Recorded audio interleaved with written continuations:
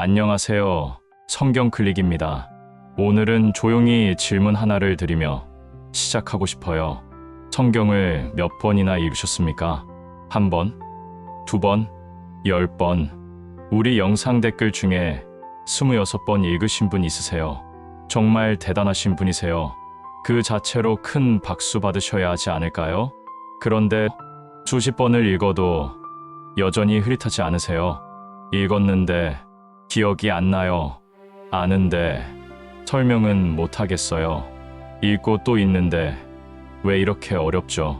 댓글 하나를 소개해 드릴게요. 성경만 읽으면 잠만 자게 된 나날들. 이렇게 고백하신 분이 계십니다. 공감되시나요? 레위기에서 막히신 분들 많으시죠? 선지서 순서가 헷갈리시는 분들도 많으시고요. 이사야 다음이 예레미야인지 예레미야 다음이 에스겔인지 물론 성경 목록가 덕분에 순서는 외우셨을 거예요. 참 감사한 도구죠. 창세기부터 요한계시록까지 노래로 외우셨을 겁니다. 그런데 말이에요. 순서를 안다고 해서 내용은 어느 정도 기억나시나요? 읽을 때는 알겠는데 덮으면 가물가물합니다. 분명 읽었는데 어디였더라? 중요한 말씀이 있었는데 몇 장이었지? 이런 경험 다 있으시죠? 그런데 이상하지 않으세요? 하나님 말씀인데 왜 이렇게 어려운 걸까요? 생명의 양식인데 왜 소화가 안 되는 걸까요? 혹시 이런 생각 해보신 적 있으세요? 성경은 원래 어려운 건가? 내가 믿음이 부족한가? 내가 머리가 나쁜가? 아닙니다. 우리 각자가 문제가 아니에요. 방법이 문제입니다. 우리는 지금까지 어떻게 성경을 읽어왔나요? 창세기부터 시작해서 순서대로 읽어왔죠. 한 장 한 장, 한 절 한 절. 물론 이것도 중요합니다. 하지만 이 방법만으로는 한계가 있어요. 생각해보세요. 나무는 봤는데 숲은 보이지 않습니다. 구절은 아는데 전체 그림은 보이지 않아요. 순서는 외웠는데 흐름은 잡히지 않습니다. 왜 그럴까요? 뼈대가 없기 때문입니다. 뼈대 없이 살을 붙일 수 없고 기둥 없이 건물을 세울 수 없습니다. 숲을 먼저 보신 분이 성경을 읽으면 어떻게 될까요? 꿀과 꿀송이 보다 달다는 고백이 저절로 나오지 않을까요? 그리고 하나님이 창조하신 우리 뇌는 이런 방식을 그다지 좋아하지 않아요. 텍스트만 나열되면 뇌가 거부합니다. 지루하고 산만하고 연결이 안 되거든요. 말씀을 낭독하겠습니다. 호세아서 6장 6절입니다. 나는 인애를 원하고 제사를 원치 아니하며 번제보다 하나님을 아는 것을 원하노라. 하나님은 무엇을 원하십니까? 기계적인 제사가 아닙니다. 진짜 아는 것입니다. 여기서 아는 것이라는 말 히브리어로 다트입니다. 단순히 머리로 아는 정보가 아니에요. 이 단어는 깊은 관계를 의미합니다. 창세기 4장 1절에 보면 아담이 그 아내 하와와 동침하매라는 표현이 나오는데 바로 이 야다라는 동사예요.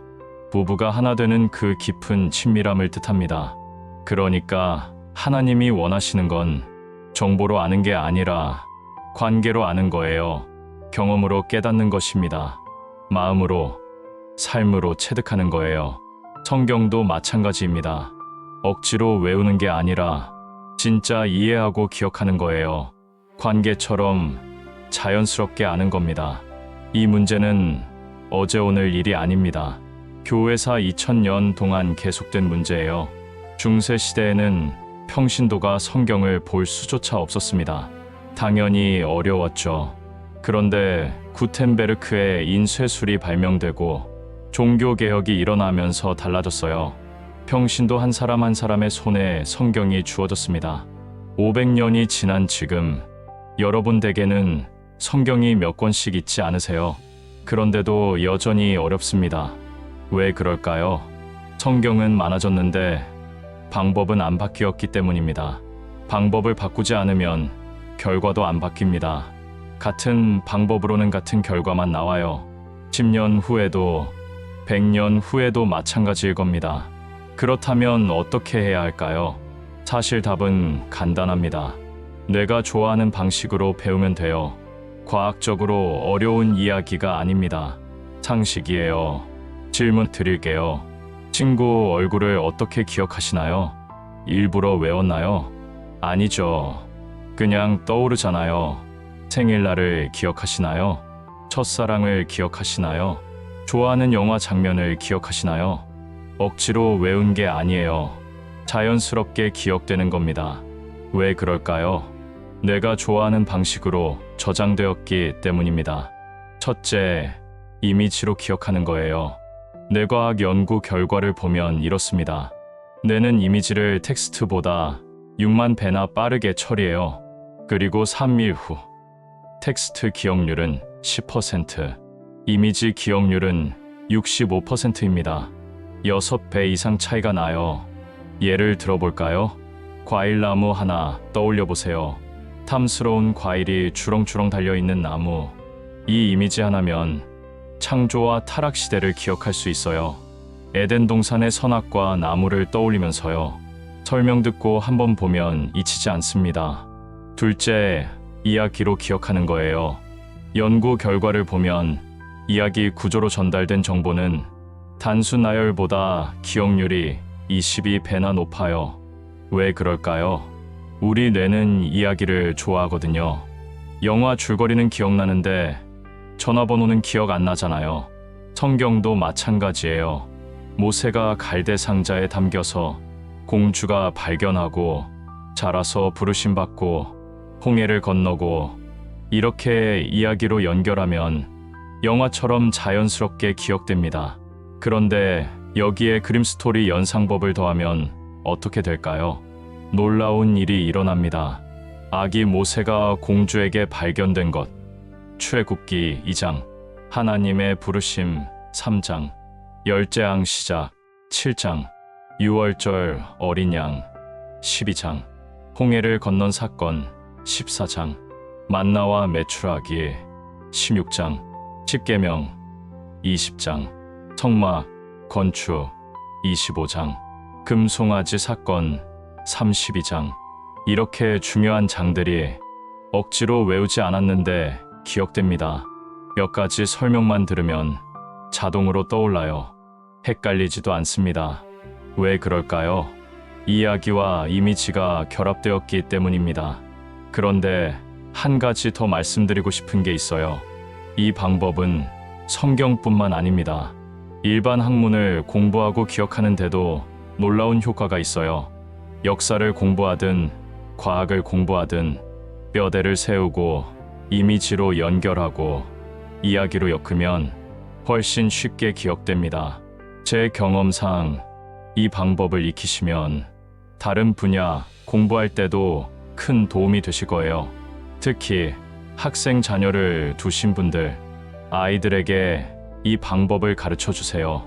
성경을 기억하면서 동시에 효율적인 학습법을 익히게 되는 겁니다. 뼈대를 세우는 법, 이미지로 기억하는 법, 스토리로 연결하는 법. 이것들은 어떤 공부에나 적용됩니다. 성경을 배우면서 공부하는 법까지 배우는 거예요. 일석이조가 아닙니까? 셋째, 몸으로 기억하는 거예요. 자전거 타는 법. 한번 배우면 평생 기억나죠. 수영도 마찬가지고요. 몸이 기억하는 겁니다. 그래서 우리는 10손가락을 사용해요. 10개 손가락에 10개 시대를 연결하는 거예요. 기도할 때마다, 식사할 때마다 손만 보면 자동으로 떠오릅니다. 언제 어디서든 복습할 수 있어요. 억지로 외우는 게 아니에요. 자연스럽게 기억되게 하는 겁니다. 친구 얼굴 기억하듯이요. 영화 줄거리 기억하듯이요. 자전거 타기 기억하듯이요. 내가 원하는 방식으로 배우는 거예요. 더 발전시켰습니다. 이런 생각하실 수 있어요. 말은 그럴듯한데 정말 될까? 이론은 좋은데 실제로 효과 있을까? 충분히 의심하실 수 있습니다. 성경 뼈대 첫 번째 영상을 5만 명 이상이 보셨습니다. 정말 감사한 일입니다. 성경 말씀을 사모하는 분들의 갈급함이 만든 숫자예요. 5만 명이 성경을 더 잘 알고 싶어 하신다는 증거입니다. 5만 명이 더 나은 방법을 찾고 계신다는 증거죠. 이것은 저 혼자만의 문제가 아니라 우리 모두의 필요입니다. 진심으로 감사드립니다. 그리고 이 방법은 이미 검증되었어요. 제가 이 방법으로 구약 역사서까지 전자책을 출간했습니다. 번역서와 함께 교보문고를 비롯한 여러 서점에 나가 있어요.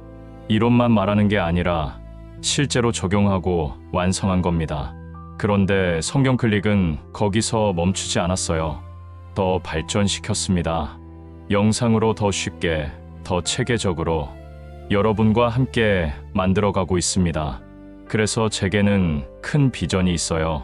성경 66권까지 완성하는 겁니다.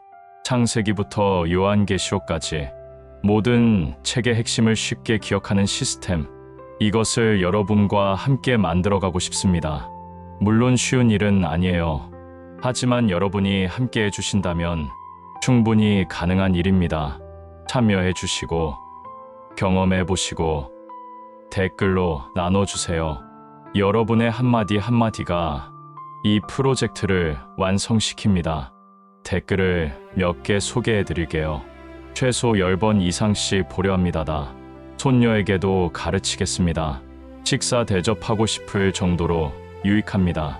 성경만 읽으면 잠만 자게 된 나날들. 이번 기회를 통하여 성경 말씀 읽기에 더욱 박차를 가하겠습니다. 이외에 많은 분들의 댓글들을 보면서 제가 더 감사하고 있어요. 초기부터 따라오신 분들이 계십니다. 여러분의 피드백이 이것들을 만들고 있습니다. 전도서 4장 9절입니다. 두 사람이 한 사람보다 나음은 저희가 수고함으로 좋은 상을 얻을 것임이라. 혼자보다 함께가 낫습니다. 저 혼자서는 한계가 있어요. 하지만 여러분과 함께라면 더 멀리 갈 수 있습니다. 그렇다면 성경을 이렇게 기억하면 무엇이 달라질까요? 구체적으로 말씀드리겠습니다. 첫째, 설교를 들을 때 달라져요. 목사님이 본문을 읽으시면 어느 시대인지 즉시 파악됩니다. 전체 그림 속에서 어디쯤인지 보여요. 단편적인 구절이 아니라 전체 맥락 속에서 이해하게 됩니다. 설교가 훨씬 풍성하게 들려요. 둘째, 말씀 묵상이 달라집니다. 본문의 위치가 선명해져요. 이것이 창조 시대인지, 출애굽 시대인지, 메시아 시대인지, 그러면 의미가 달라집니다. 구약과 신약의 연결도 보이기 시작해요. 아, 이 사건이 예수님을 가리키는구나. 이런 깨달음이 계속 일어납니다. 셋째, 전도할 때 달라져요. 누군가 성경이 뭐예요? 물으면 체계적으로 설명할 수 있어요. 창조부터 완성까지 전체 그림을 그려줄 수 있습니다. 확신 있게 나눌 수 있어요. 넷째, 삶 자체가 달라집니다. 고난이 와도 전체 그림 속에서 자신을 볼 수 있어요. 지금은 타락 시대에 살고 있지만 구원은 이미 완성되었고 완성을 향해 가고 있구나. 이런 관점을 갖게 됩니다.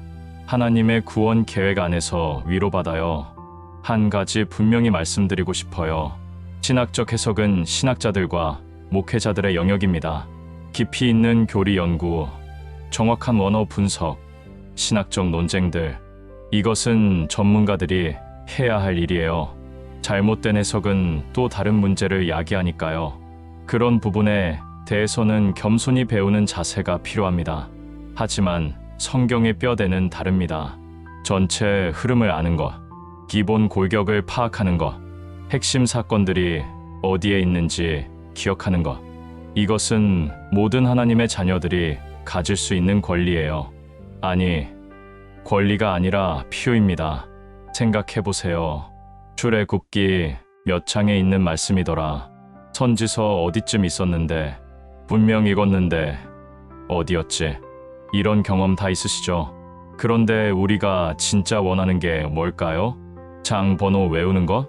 지식 자랑하는 거? 아닙니다. 우리가 진짜 갈망하는 건 하나님의 살아있는 말씀을 깊이 이해하는 겁니다. 말씀을 낭독하겠습니다.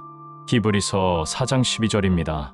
하나님의 말씀은 살았고 운동력이 있어 좌우의 날선 어떤 것보다도 예리하여 혼과 영과 및 관절과 골수를 찔러 쪼개기까지 하며 또 마음의 생각과 뜻을 감찰하나니 살아있는 말씀, 운동력이 있는 말씀, 이 말씀의 능력을 체험하는 것, 이것이 우리의 갈망입니다.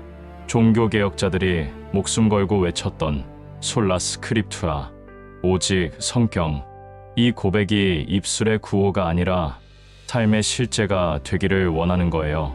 성경 전체의 흐름을 머릿속에 담는다는 건 단순히 지식을 쌓는 게 아닙니다. 하나님의 장엄한 구원 계획을 보는 겁니다. 창조부터 타락, 구원, 완성까지 하나님께서 어떻게 일하셨는지 그 놀라운 드라마 전체를 이해하는 거예요. 그러면 말씀을 대하는 자세가 달라집니다. 한 구절 한 구절이 전체 그림 속에서 빛나기 시작해요. 하나님의 음성이 더 선명하게 들립니다. 깨달음의 깊이가 달라지는 거예요. 이것은 자랑이 아니에요. 사모함입니다. 하나님을 더 알고 싶은 간절함이에요. 말씀으로 살고 싶은 갈망입니다. 이것이 우리 모두의 소원 아닙니까? 중요한 말씀이 어디에 있는지 기억하고 성경 전체의 흐름을 이해하는 것. 이것은 모든 성도님들의 수건입니다.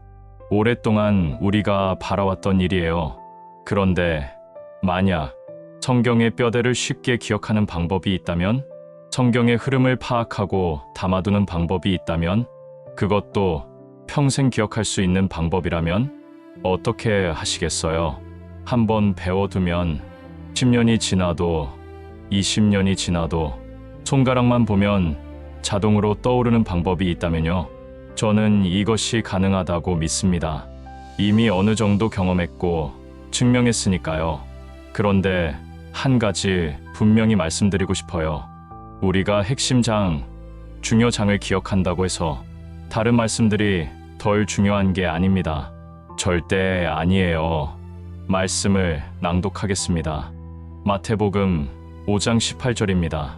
진실로 너희에게 이르노니 천지가 없어지기 전에는 율법의 1.1획이라도 반드시 없어지지 아니하고 다 이루리라.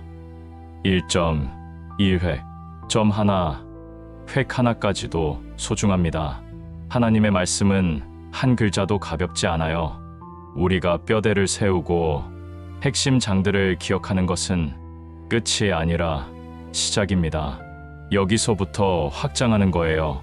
뼈대에 살을 붙이고 중요 장에서 다른 장으로 넓혀가고 자신만의 방식으로 더 깊이 들어가는 겁니다.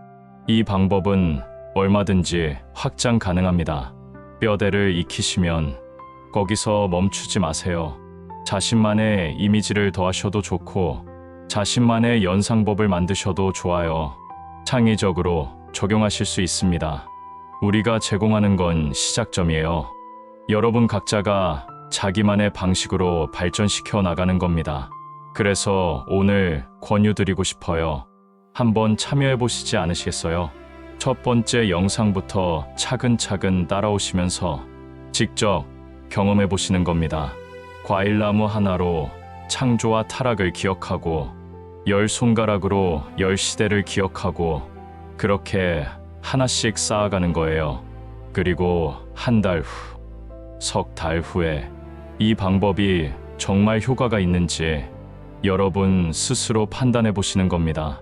그리고 부탁이 하나 있어요. 참여하신 분들 댓글로 알려주시겠어요? 이 방법 정말 효과 있나요? 한 달 해봤는데 아직도 기억나요. 손녀한테 가르쳤더니 금방 외우더라고요. 이 부분은 좀 어려웠어요. 어떤 댓글이든 좋습니다. 솔직한 피드백이 필요해요. 함께 검증하면서 함께 완성하는 겁니다. 이것은 저 혼자만의 프로젝트가 아니라 우리 모두의 프로젝트니까요. 말씀을 낭독하겠습니다. 느헤미야 8장 10절입니다. 너희는 가서 살찐 것을 먹고 단 것을 마시되 예비치 못한 자에게는 나누어 주라. 이날은 우리 주의 성일이니 근심하지 말라. 여호와를 기뻐하는 것이 너희의 힘이니라. 여호와를 기뻐하는 것이 우리의 힘입니다. 말씀을 기억하는 기쁨, 이것이 우리의 힘이에요. 성경의 뼈대와 흐름, 그리고 중요 장들을 쉽게 평생 기억하는 방법, 이것이 가능하다면 해보시지 않으시겠어요? 처음 오신 분도 환영합니다. 중간에 놓치신 분도 괜찮아요. 지금 시작하시면 됩니다. 좋아요를 눌러주시고 구독해주시고 알림 설정해주시면 감사하겠습니다. 그리고 무엇보다 참여하시고 경험하시고 댓글로 나눠주세요. 여러분의 한마디가 이 방법을 검증하고 더 많은 분들에게 도움이 됩니다. 다음 영상에서 뵙겠습니다. 하나님의 은혜가 함께 하시길 기도합니다.